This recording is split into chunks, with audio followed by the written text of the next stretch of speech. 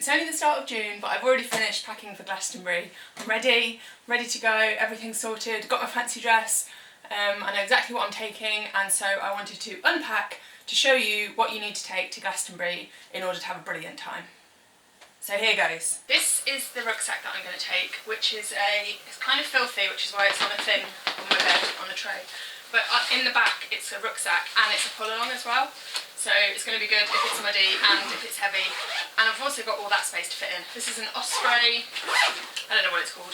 And I can put important papers in there as well. This went all around the world with me, so I know that it's a good rucksack. And it means that I can put it on my back and move it along as well. So it's also got this little thing on the front, which means that I've got a little day pack, or I can keep things separate. But to be honest, I probably won't use that as a day pack, because it's kind of, it's not right for Glastonbury, is it? It's got to be cool. I've got to have something a bit different, don't want that. So I've packed. This is pretty much everything that I'm going to take. I've got a sleeping bag down there and a blanket and my boots, which I will show you. And there's a few extra bits to go in as well, but this is pretty much everything that I'm going to pack. Okay, so I'm going to go through it. So first off, shoes. So I've got my walking boots that I'm going to take. I've got some wellies that are on the way, but they're like half-size wellies. I don't really like the big wellies because they take up too much space. They're too heavy, they chafe. Flip-flops for like if it's sunny or toilet runs or anything. Clothes. So you need clothes for when it's hot and cold. I think the thing is with Glastonbury, no one can ever predict the weather. You don't know until you're actually there. So you just got to be prepared for everything. So I've got some shorts.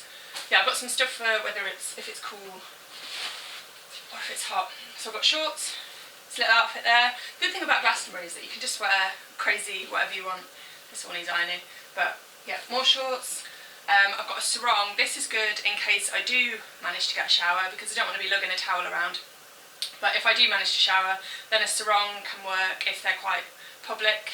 I can get a friend to hold it up, and works as a towel as well. And it works as a sarong. You never know when you might need that. I have got 2 hoodies for the cold because I am not getting cold at Glastonbury. I went a few years ago. I don't actually remember it being that cold, I just remember it being rainy. But 2 hoodies, and then that's in place of a pillow as well. T-shirts. The thing is, more t-shirts. The thing is, the best idea for Glastonbury is to layer up, because then you can take it off. If you've just got a little top like that, like it's not much in your bag if you take it out in the day, but then at night when it gets cold you can quickly do a shimmy and put that on underneath, and you'll be so much warmer as well if you've got a vest on. Just a long sleeve top, same, doesn't take up too much space, and I can take it out with me and then put it over whatever I've decided to wear that day. Another vest. Me and my friends are dressing up like mermaidy on Katy Perry Day, so I've got a wig that's amazing and these leggings, so that's going to be fun, and loads of glitter. I've actually got more glitter to add in here, so there's about 5 things that I don't have in here, but this is most of it. Scarf. This also works as a pillow and is easy to go out in the day. I'll probably wear that on the way down. Hat. That's really good for optimum heat for the amount of space that it takes up in your backpack. Just a shirt, that's easy. Oh, that's what I'm going to wear over my leggings for the mermaid look. Sunglasses, that's always good. Let's separate these out.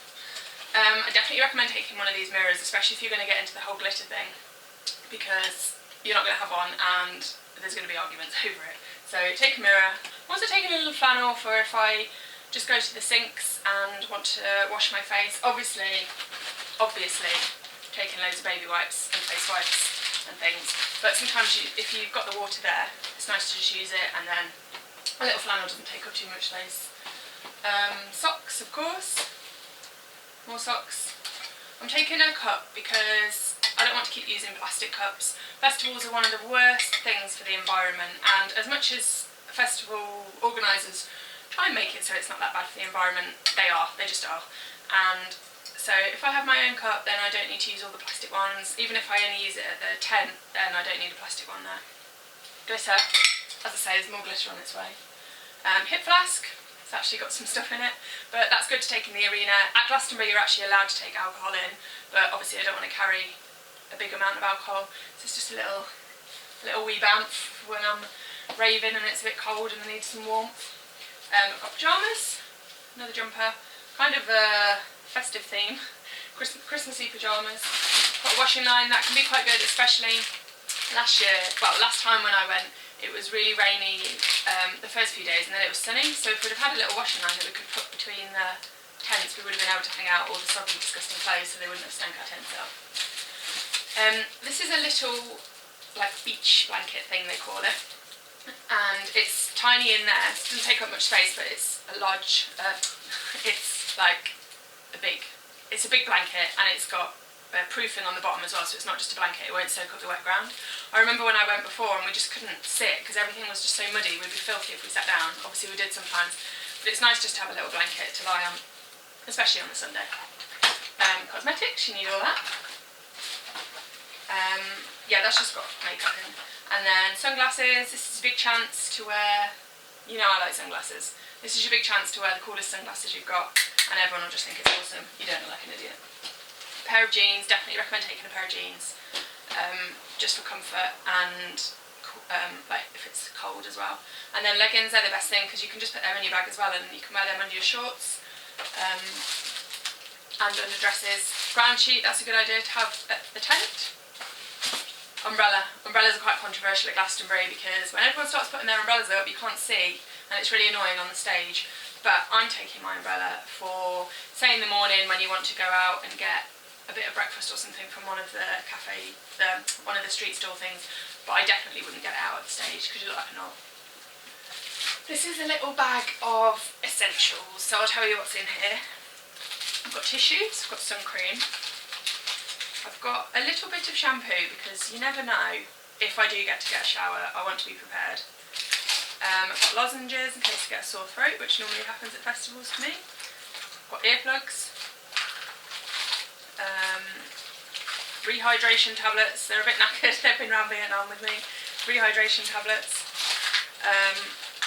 bit more glitter, a razor, some Alka-Seltzer, some lip balm. I always get sore lips at festivals, I think that's just dehydration.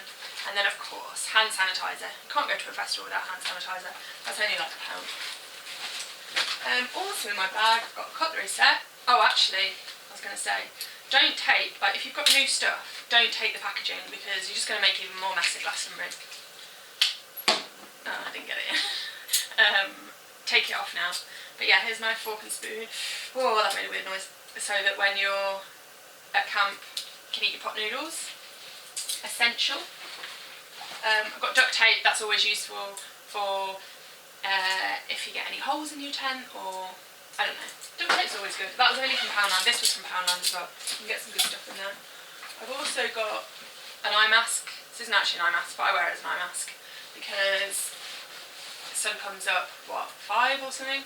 So you need to be prepared for that. I've got earphones, even though I'm obviously not planning on listening to music, but sometimes when you're so tired and then everyone's being noisy outside and you just want to sleep, I like to give myself the best chance possible.